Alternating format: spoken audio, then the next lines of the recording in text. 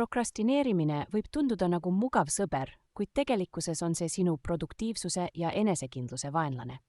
Iga kord, kui lükkad olulisi ülesandeid edasi, ei kaota sa mitte ainult aega, vaid ka usaldust iseenda võimesse saada asjadega hakkama. Täna on see päev, mil sa võtad ohjad oma kätte ja murdud sellest lõputust edasilükkamise tsüklist. Esimene samm on teadvustada, et väikesed sammud on paremad kui mitteliikumine. Alusta 5 minutiga päevas. Kasuta 2 minuti reeglit. Kui ülesande tegemiseks kulub vähem kui 2 minutit, tee see kohe ära, mitte ära lükka edasi.